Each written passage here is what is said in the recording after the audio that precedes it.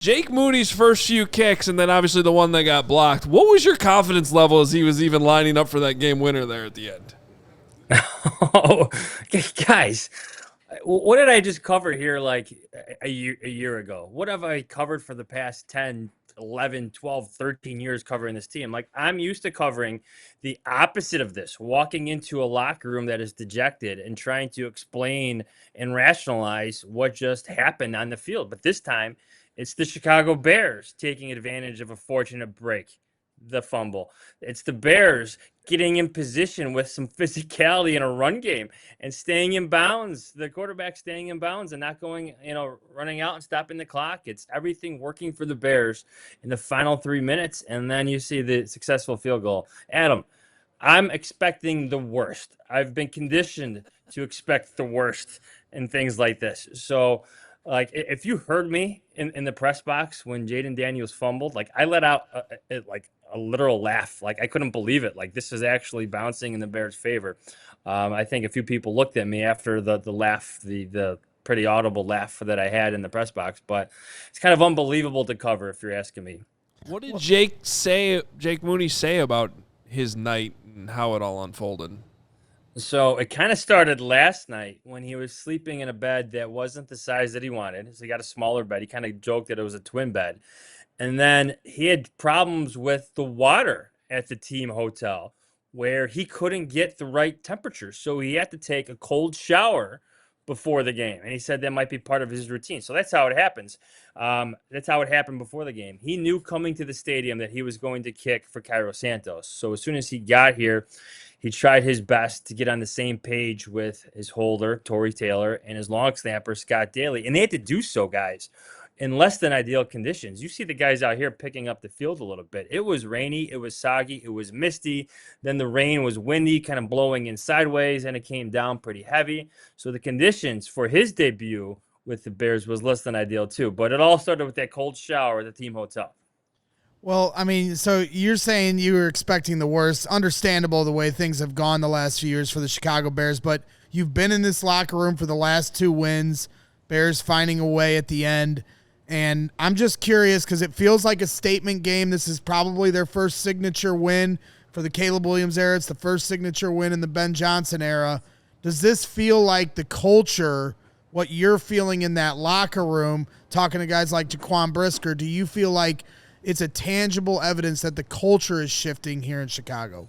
Well, I still think we have to see a bit more. Like, there were some fortunate breaks that went the Bears' way. I would say this, Greg. They're in position to be lucky, right? They're in position to make plays in Las Vegas where things go their way, where they get a third down stop and the kick is far enough where you get the angle that you want and you're able to play a tell that you got with your own scouting to go aggressively block the kick in Las Vegas. Here, you take advantage of a break that goes your way when Jaden Daniels loses that handoff to his running back, and they're able to go down the field without any errors, without losing yards. Like, even when Caleb Williams loses yards, he stays in bounds to keep the clock moving. Like, that in itself, like taking that kick with time expiring, that in itself, Greg, is notable to me because it seems like the process is working. Like, it's getting on the same page with your brand new kicker and asking him where he wants the ball. Like, how many times have we covered situations where the Bears where they're not on the same page with their kicker, or you leave time on the clock for Hail Marys to happen? This time in Landover, Maryland, there was no time left for the Hail Mary, and the Bears got their kicker in position to succeed. That in itself is notable. That in itself is a reflection of what Ben Johnson is trying to change. It's a positive reflection in terms of what he's building right now for the Chicago Bears. So I don't mean to get too carried away, but just the process at the end of the game to take advantage of that lucky break, it stands out to me considering what I've covered in the past. Hit the like button for Adam Jahns making the trip out there, covering it for us. Hit the like button for 3-2. Hit the like button for 3 wins in a row. Hit the like button for 25-24. I could keep going, but I will stop now. Johnsy, if you had to rank the happiest Bear in the locker room that you came across tonight, who would it be? Torrey Taylor. I mean, he was just happy for to be interviewed in terms of something positive happening, and I think he's formed a pretty cool relationship with Jake Moody over the past couple weeks. They've obviously went to rival colleges, and they're a similar age. So I think Torrey Taylor, just to play a role in the game winner, I think he was just very happy to have that. Like, I asked him what it looked like, or what Jake Moody looked like, in terms of, like, you're the last person to look at him when you look back to check for the snap, right? Like, what did he look like? And he thought he was cool, calm, and collected. So if you had to ask me, Carm, I would say Torrey Taylor, but there was a lot of happy players in the locker room today. Did anybody notice on the one miss that Moody had, Taylor stared at him for a really long time, like looking back at him before he called for the snap, and then it never really synced up right. I will not be the guy to go up and ask Torrey this week in the locker room, but if you guys want to do that, I'd like to find out what was going on in that play. But anyway, okay, I'm the only one that noticed that. You and Torrey still aren't. And we're not. It's just, we haven't talked in a long time, and I just, he doesn't like me, and that's okay. Did it have anything to do with you questioning his draft pick for like 3 years, even though he's only been here for? I mean, they shouldn't have drafted a punter in the 4th round. That's not his. I'm not saying it's him. I'm talking about polls. He should be the one that's mad, or not mad. He should just say, "Carm, you're right," and which is, I'm sure deep down he knows it by now. You're never wrong. Very rarely. Except unlike the three of the rest of us here talking right now, we all picked the Bears. You did not. That's right, Jahns. Jahnsy, Mr. Jahnsy optimism. He was on the Bears. He was on the Bears. My prediction was a Cairo Santos game winner, to cap a game-winning drive by Caleb Williams. Obviously did not foresee him re-aggravating his quad injury, but what a night for Jake Moody. What a cool story, really, for, it to transpire the way it did. Just his own story beyond the Hail Mary here lingering over the entire franchise. Didn't you say 26-24? Wasn't that your prediction? Or am I 26-24. 26-24. Correct. Missed it by 1 point. It's a good job. And that's honestly on you, because you should have known the Bears like to win games 25-24. This is their third. It's a thing. This is their third one since 2001. Hey, or 2021, I should say.